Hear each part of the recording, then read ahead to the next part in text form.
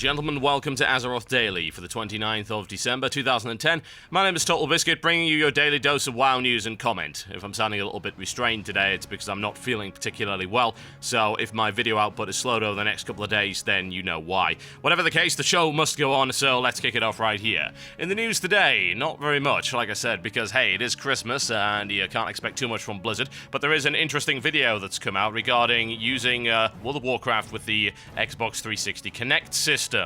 So the whole idea of this is it's a free piece of software that you can download from this company, and it's got a basic gesture set in for World of Warcraft that you can configure, and you can move your character around with your left hand, and you can cast spells with your right hand, and it's neat, honestly. I mean, you can see the delay is kinda crazy. It's a little long.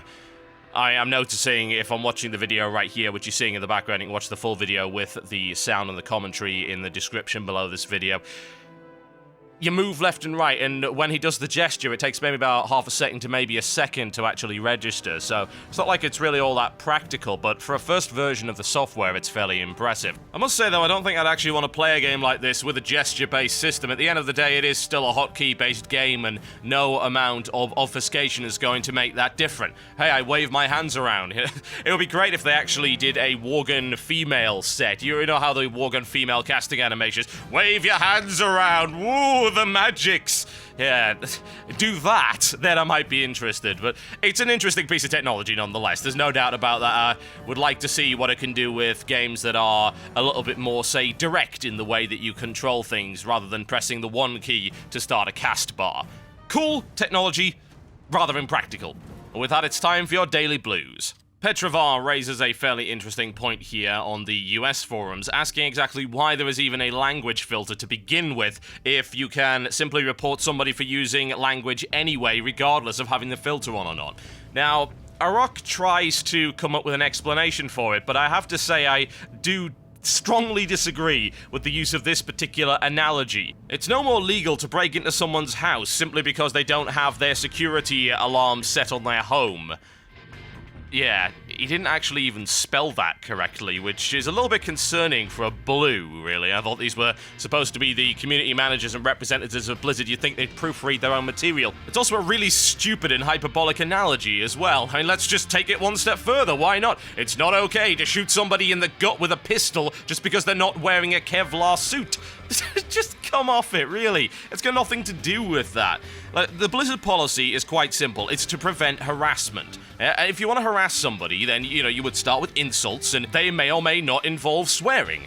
That's the weird thing about swearing, isn't it? You can say a swear word, let's use a minor swear word, warning you that I'm going to use a minor swear word that is used in everyday conversation. Let's just say I tell somebody that they're, you smell like crap. That's a minor swear word. Or alternatively, I could tell somebody, die of cancer. Now, one of those involves swearing and one of them doesn't, yet one is infinitely more offensive than the other. So, I understand why it's there, but again, to me, it should be a policy based around, are you harassing a player? If not, then, if I say that, say, this piece of gear is crap, or I use the obvious step up from that, which I'm not going to say on the show because kids are watching, should that get me reported and temporarily suspended from the game? I'm thinking no. Anyway, like I said, I don't think Auric really explained that all that well there. Speaking of ban explanations, Zicardius thinks he knows how computers work. Evidently not. He's talking about his security concerns. Yes, very important. I have a number of concerns myself, particularly about your spelling. They allow non-case sensitive passwords. There is no limit to how many passwords one can attempt. GMs have access to all logins, so they can easily sell them to gold farming companies. But what? This is on the US forums, I might add. This person doesn't have the excuse of not speaking English as their native language. And Rorex comes back and makes it very clear that he is misinformed. I would recommend that you all read this, by the way. If you have misconceptions about how keylogging and, quote, hacking, unquote, actually work, case-sensitive passwords, etc. You don't get passwords by brute forcing the WoW login system. It's not how it works, and yes, there is a limit. There are systems in place to prevent that. He also goes on to a list of common passwords, although he seems to have missed out a couple, because he mentions love and sex, but where the hell is secret and God? Oh, you're just not doing it right, Rorax. Seriously, your hacker's knowledge way below par. And with that, it's time for your daily grind. This is one for the lobies, and a lot of you may have missed it. You need to go to Darkshore, and you need to enter an area called the Maw of the Void, which, yes, is a reference to StarCraft 2.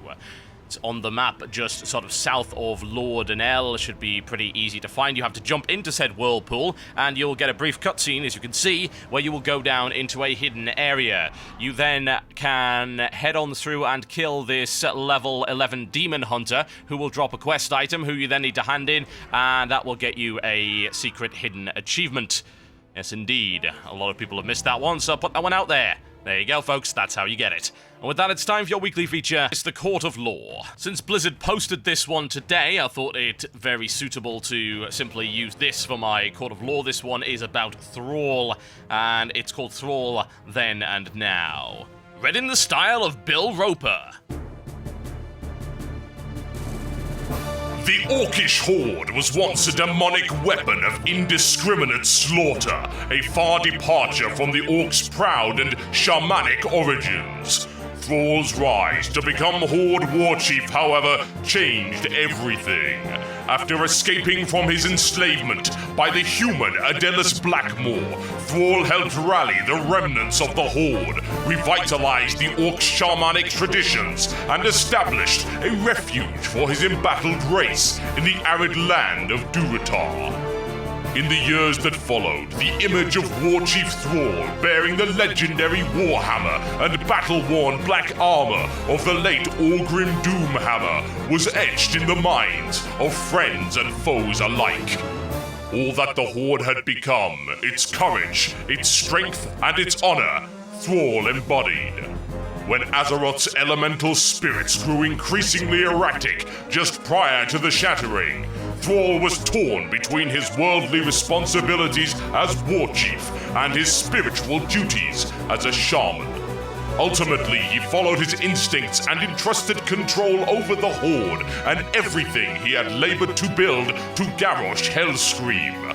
Thrall also shed the armor that had come to symbolize him as Warchief and donned the simplistic robes and prayer beads of a shaman.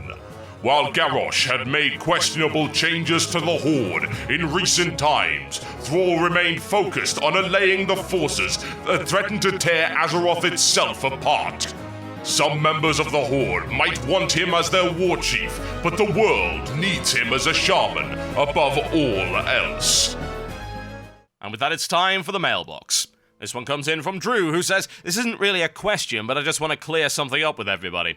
Although you probably already know this, a casual player does not equal a player who sucks at the game. It equals a player who doesn't play the game a lot, for whatever reason. It is quite annoying that all of these players who are, quote, casuals want to make the game easier. I personally am a casual player because I'm often very busy with college and work, but I like the fact that the game is harder again, and I'm fairly skilled at it. So people who are unskilled at this game really need to stop saying it's because they are casual players and blame it on the fact that they aren't as skilled and need to learn to get better, which should be a fun part of the game." Yeah, there is a misconception from several different camps, I might add, as to what a casual player is, including yours, as far as I can tell. My definition of a casual player is not based on game time, because that seems so very arbitrary. What is the limit? When do you transition from being casual to hardcore? Is it if you play an hour a night, 2 hours, 2 hours 30 minutes? What about 2 hours 29? Again, it's just so arbitrary. To me, casual player means somebody who schedules their WoW around real life as opposed to scheduling their real life around WoW. And that sounds far more extreme than I actually mean it to be. Simply a case of, if I have a scheduled raid every week, and I attend that raid, then I am setting part of my life aside for World of Warcraft on a regular basis, which makes me a hardcore player. But if I am playing WoW when I get the chance, and it's not planned, and I'm not setting time aside deliberately on a regular basis to do it, then I'm a casual player. I could raid 1 hour a week, and if I do it at the same time every week and it's organized and all that kind of thing, then that makes me hardcore. Because I have organized my life around World of Warcraft. Whereas with a casual player, you're playing WoW when you can fit it into your schedule. If I play, say, 6 or 8 hours a week of WoW, but I don't have it scheduled and it's just when I get the time and it's irregular and it's not planned, then to me, that's a casual player.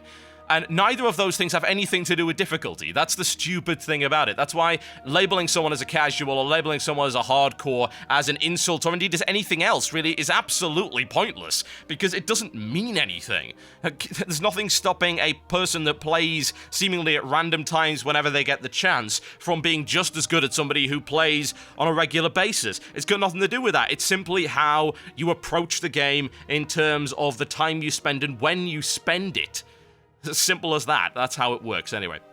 This one comes in from Dominic, who says, "Hey there, TotalBiscuit. Although I'm a Wrath baby, I found the heroics in Wrath of the Lich King enjoyable, but really, really easy, even with me being on a casual timetable. I was wondering how much harder the Cataclysm dungeons actually are. I've read around on forums, don't do that. And it didn't help very much. Yeah, I can imagine why that would be. As DPS, how much more work in heroics am I going to be expected to do? Well, you're going to be expected to stand out with the fire more. That's a start. You're going to be expected not to pull aggro like you were able to do in Wrath, because you can't just pull it and say, oh, it's fine, just heal me, just AoE it down, blah, blah, blah, easy, easy. You're going to be expected, if you have some kind of crowd control, to use it when relevant and appropriate. For instance, a mob might get loose, and that mob is going to be far more threatening than a mob in Wrath would be, because it's going to be a lot stronger, and it's going to, hopefully, if the game is designed properly, wipe the group if that mob is left uncontrolled. It didn't happen in Wrath. You were just, it didn't matter. I pull aggro, I don't care. I'm taking so little damage, I just don't care. I spam AoE. Ugh, big deal. Just get a heal tossed at me by the healer with infinite mana. It's not like he's going to care. In Cataclysm as a DPS, you're going to be expected to avoid as much damage as possible, more so than you did in Wrath, because the healer is very limited in the amount of mana he or she has available to heal the group, and that's going to be focused primarily on the tank. So anything that can be avoided really has to be avoided, because if it's not, the healer risks going out of mana, and then that's it. Healer's your tank's dead, you're dead. It's as simple as that. So no standing in the fire. Be much quicker getting out the void zones than you used to be. Don't pull aggro on ads. Don't get hit by ads. Don't get hit by abilities that can be avoided in some way. That's what's going to be expected out of you as a DPS. And of course, don't slack on the damage, and that's applied to every expansion, even Wrath that's applied to, where you just have to do the best you possibly can and do as much damage as you possibly can to ensure that the entire group gets a smooth and as quick as possible experience. You know, that's just your job. That's what every player is expected to do. There you go, folks. That's been my episode of Azeroth Daily for today. Again, sorry if I'm sounding sickly. It's because I am.